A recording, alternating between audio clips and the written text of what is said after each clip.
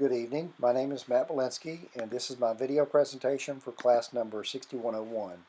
Chronic obstructive pulmonary disease, COPD, as we know, is an umbrella term. It's used to describe progressive lung disease, including emphysema, chronic bronchitis, refractory non-reversible asthma. The disease is characterized by increasing breathlessness for the patient. There are also states of acute exacerbation of COPD in which the patient develops some sort of viral bacterial type illness that further compromises their respiratory systems. So typically when that happens, patients end up in our ERs or inside hospitals, and they're maintained for a 3 to 5 day period of general care.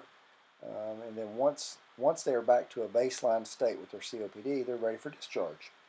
And that's where my research question for the semester came in, is what happens at discharge? Do these patients just get discharged back on their same baseline therapies, oxygen, bronchodilators at home, or do we begin to think about other adjunct therapies that might offer them further benefit and prevent readmissions or attenuate readmissions as we go forward in time?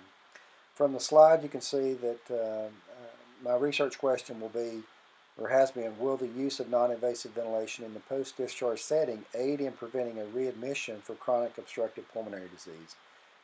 Patient on the left has left the hospital. He's now home in bed. He's on BiPAP, being maintained on that, which removes CO2 throughout the sleep patterns or nocturnal state. And then he wakes up with a lower CO2 in the morning and is ready to start his day. Patient 2 is left to use his oxygen therapy and then remove CO2 using his physiologic abilities to do so.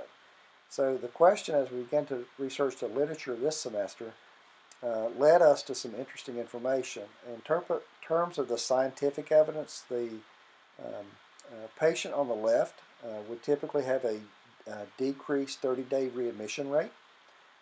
When that patient on the left comes in, they would have decreased levels of PaCO2 or lower baseline carbon dioxide levels.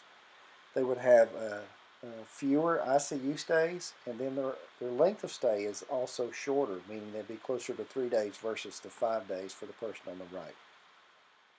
The stakeholders in this equation are very clear. The patient is the person who is most impacted by this equation.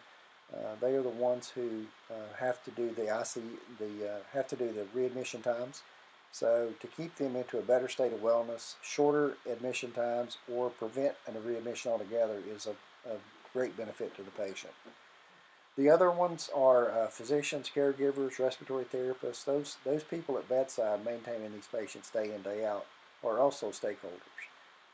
And finally, the last stakeholder I'd like to mention is the organizations themselves, because we are now held to governmental standards for readmission rates for COPD, and we are penalized based on our readmission rates for year over year. So it's been an interesting research topic for the semester. I think that there are some great benefit for those patients being discharged on non-invasive ventilation. I think the literature shows us that. And as such, I think we as acute care hospitals need to begin to explore this as a more viable option. I thank you for your time. I appreciate you listening. Have a great evening.